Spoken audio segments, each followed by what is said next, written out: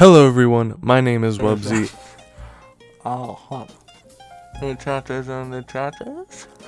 And we all have our opinions. Your opinion's gotta be something pretty awful if you have people saying that your opinion is wrong. Sure, we could talk about things like this. But let's try and keep away from that. Please. Let's talk about an opinion that many more people than this fuckstick actually agree with. The opinion that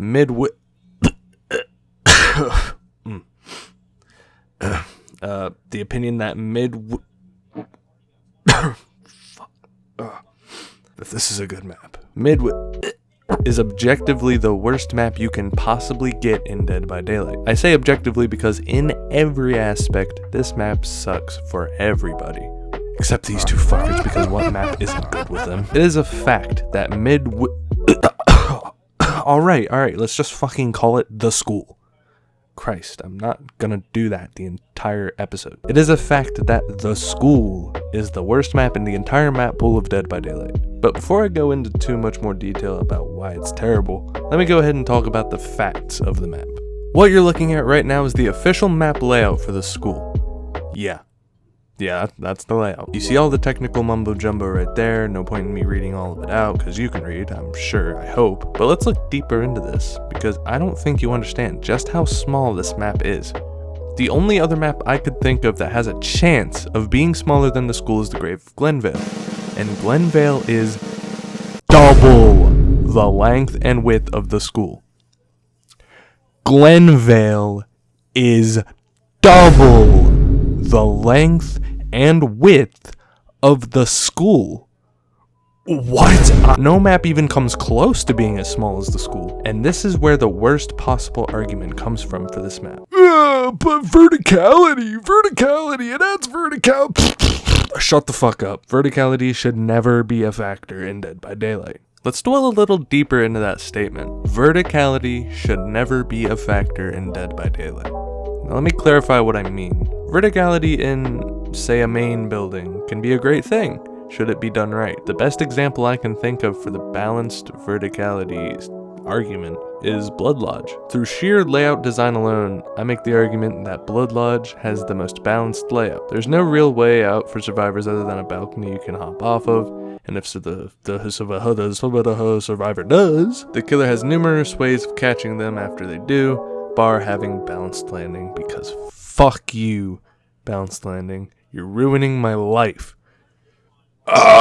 Every other vertical based structure, including Thompson House and Cold Tower, either has a far too strong sway for either killers or survivors. Then the school pulls up and says, what if we take the factor that literally 0 people wanted more of and make an entire fucking map about it? This level of verticality is outrageous in its own right, and the only map that comes even close to it is Hawkins. But the thing is with Hawkins is that they made the vertical aspect feel really restrictive in a good way. You have narrow passageways, maybe a reliable vault or two around the entire map. Otherwise you're screwed, except for the butthole room, which is the only vertical safe haven on that map. There's another little upstairs area that houses a guaranteed gen, but it's absurdly risky as it should be. You can't lead the killer absolutely fucking nowhere and expect to get a large payout in return for having already rewarded the entire team.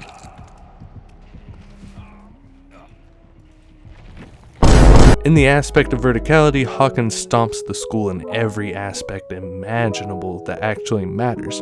But I digress. Why do I say verticality is such an issue? Well, it's simply because no one benefits from it. But balanced landing. I get it, dude. I get it.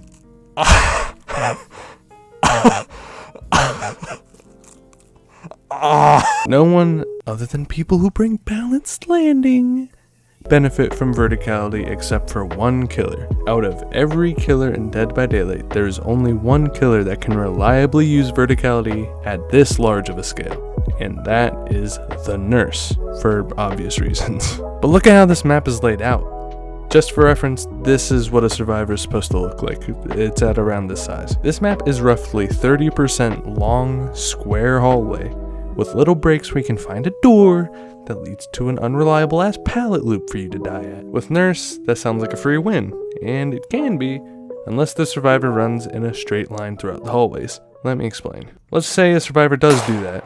What do? Do you pull off the most telegraphed full blink in history and hope that they don't have eyes or ears? Do you do a series of medium blinks to try and prevent a backtrack, only for them to run straight some more through the fucking infinite hallway? Do you just hope that they make a fatal mistake of leaving the hallway for a different room? What does the only killer optimized for this map do if the survivors are given a free escape from her ability that is the most easily accessible and most consistent part of the entire map? Well, the answer is just nothing. You don't fucking do anything. You pray. You just pray they make a mistake. But I've been too negative. Let's talk about what I like about the map. It has detail that Dead by Daylight has never seen before. It has a hidden room that's accessible by completing a very specific task. And while that's cool enough on its own, the action itself are directly from the actual Silent Hill games, and give a reward of a guaranteed good item. Punch in the nose. A key! Oh shit, oh yeah. That is awesome. Combine that with jump scares that trigger when you go through certain areas, and the school becomes the most interactive map in Dead by Daylight's history. This is arguably a huge step in the right direction of making Dead by Daylight more fun and improving their already golden goose. But unfortunately, that's about all I can give it. There's something deeper that's being affected by the addition of this map. Something deeper than the layout sucks or verticality. The addition of to Dead by Daylight has effectively proven that the people who greenlight these maps have just lost what makes Dead by Daylight enjoyable for survivors and killers. Just take a look at this. I loaded up the same variant of Autohaven 3 times. What do you notice? Not that the map is easily accessible and consistent for all killers. Things change. Each trial is different. Different things spawn in different places while the main building stays the same. It feels familiar but different. You know what to expect, just not exactly where, or if what you're expecting is even 100% there. The school doesn't have this. Each layout for the school is entirely the same. The same can be said for maps like Glenvale, but it's much different with Glenvale. With all of the breakable walls around Glenvale, it feels almost kind of like a sandbox.